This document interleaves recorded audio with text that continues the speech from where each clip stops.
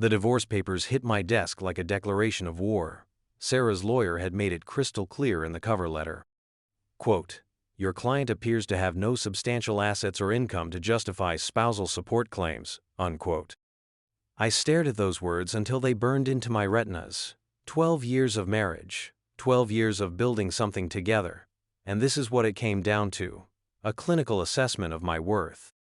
The silence in my home office felt suffocating. Sarah had moved out 3 weeks ago, taking half our furniture and all the warmth from these walls. The house echoed now. Every footstep reminded me of what was missing. My phone buzzed, a notification from my investment app. The irony wasn't lost on me. Sarah thought I was broke. Hell, maybe I looked broke. I'd been wearing the same 3 shirts to my consulting meetings for months, driving my beat-up Honda while she cruised around in her new BMW. Living off instant ramen while she dined at restaurants I couldn't pronounce. But appearances can be deceiving. I opened my laptop and navigated to my private banking portal. The numbers that appeared on screen would have made Sarah's head spin. 7 figures, 8 in some accounts. The result of 15 years of careful investments, cryptocurrency gains, and stock picks that had paid off beyond my wildest dreams. But Sarah didn't know about any of it.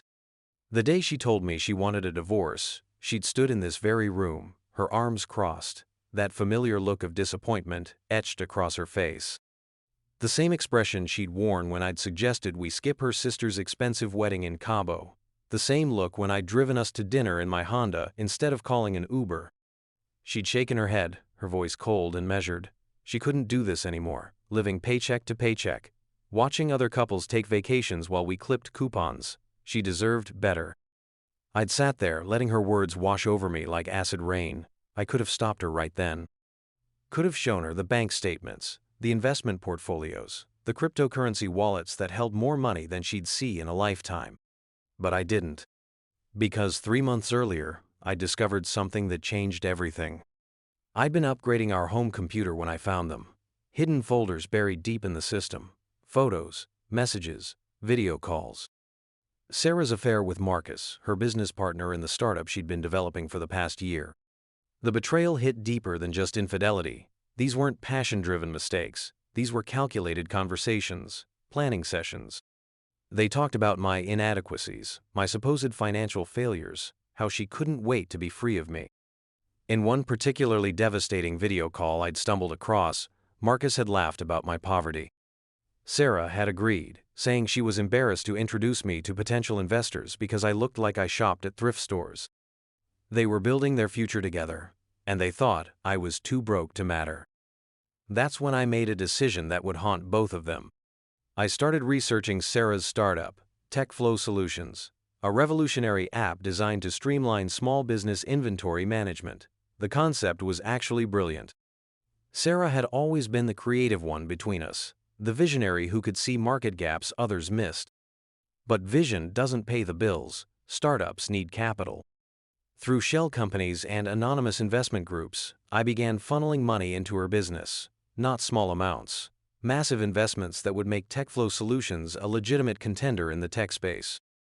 The beautiful irony wasn't lost on me. The woman who thought I was financially worthless was building her empire on my hidden wealth. I watched from the shadows as Sarah's excitement grew. Suddenly, there were mysterious investors interested in her company. Angel funding appeared from nowhere. Her business plan, which had been struggling to attract serious attention for months, was now the talk of tech circles. She started coming home later, more energized than I'd seen her in years. Board meetings with unnamed investors, strategy sessions that ran until midnight. She was so consumed with her sudden success that she barely noticed my quiet presence in our failing marriage. But I noticed everything. The way she checked her phone constantly, probably texting Marcus about their good fortune. The expensive clothes that started appearing in her wardrobe. The confidence that came with finally having the financial backing she dreamed of. She had no idea that every dollar fueling her dreams came from the man she considered financially irrelevant. The divorce papers in front of me now represented the culmination of months of careful planning. Sarah thought she was escaping poverty. In reality, she was walking away from more money than she could comprehend, right into a trap of my own design. My phone rang. Sarah's ringtone. I let it go to voicemail, then played the message back. Her voice was tight with stress. Marcus was asking questions about their funding sources. Some of their investors were requesting meetings, wanting more transparency about the financial backing. She needed my help understanding some legal documents that had arrived. The desperation in her voice was almost satisfying. I called her back. She answered on the first ring. Her voice was sharp, businesslike. We needed to meet. There were complications with her startup that might affect our divorce proceedings. I suggested we meet at her office. TechFlow Solutions had recently moved into a prestigious downtown building, another upgrade funded by my invisible investments. The irony felt poetic. An hour later, I stood outside the glass doors of her company's new headquarters. Through the windows, I could see Sarah pacing behind a conference room table, papers scattered everywhere.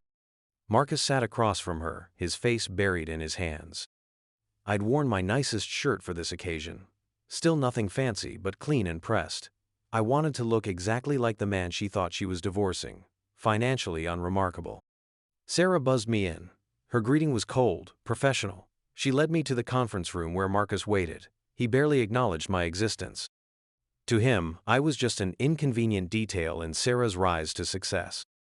Sarah spread documents across the table. Investment agreements, funding contracts, legal disclaimers.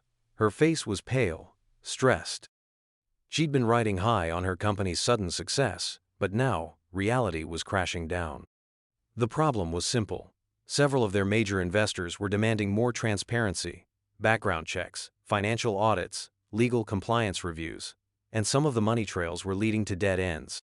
Shell companies that didn't exist, investment groups with no real addresses, anonymous funding from sources that couldn't be verified or contacted. Sarah's voice cracked as she explained. If they couldn't prove the legitimacy of their funding sources, everything could collapse. The SEC was asking questions. Potential partners were getting nervous. I listened, nodding sympathetically, while inside I felt the cold satisfaction of a plan perfectly executed. Marcus finally looked up from his papers. His voice was sharp, accusatory. He wanted to know if I had any idea who might be playing games with their company, any enemies who might want to sabotage their success. I met his gaze steadily, told him I had no idea. I was just a struggling consultant, after all. What would I know about high-stakes business investments? Sarah's phone buzzed. She glanced at the screen and her face went white. Another investor was pulling out. They couldn't risk association with funding sources they couldn't verify.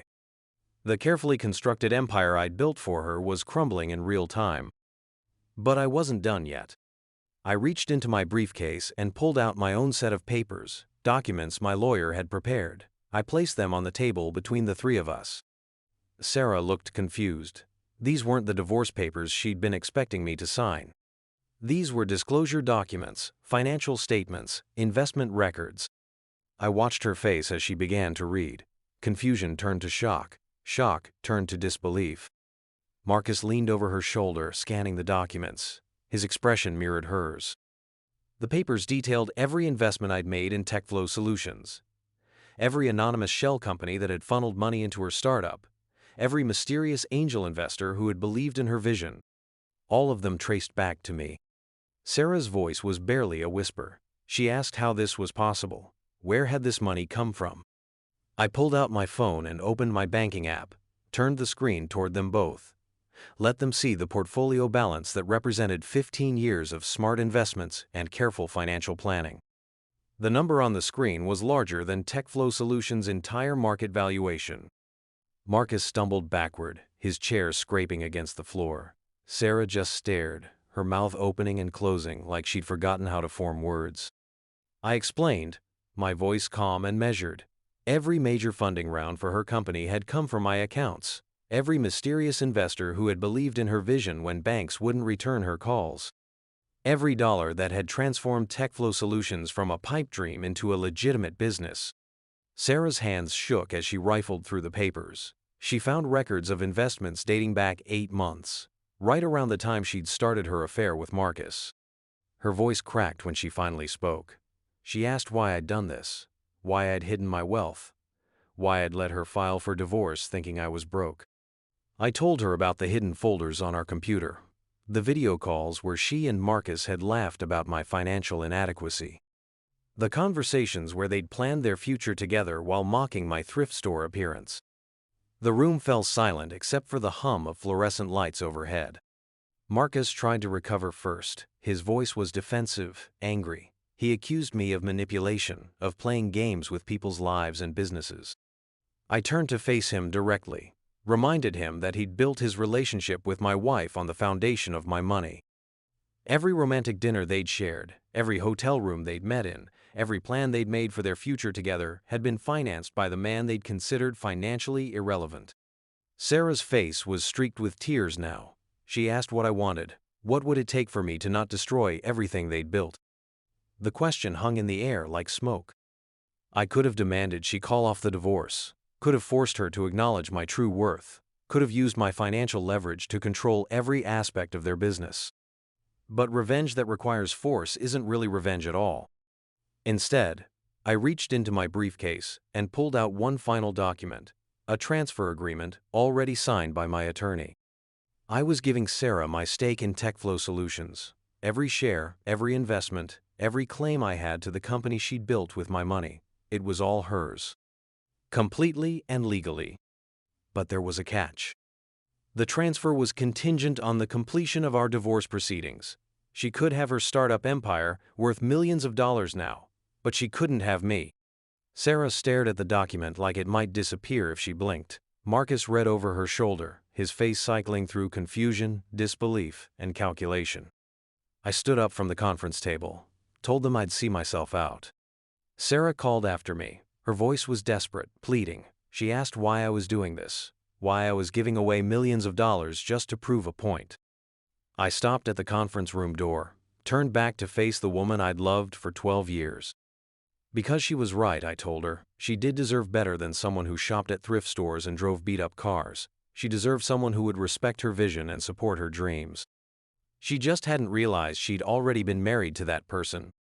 I walked out of TechFlow Solutions headquarters for the last time, leaving behind more money than most people see in a lifetime.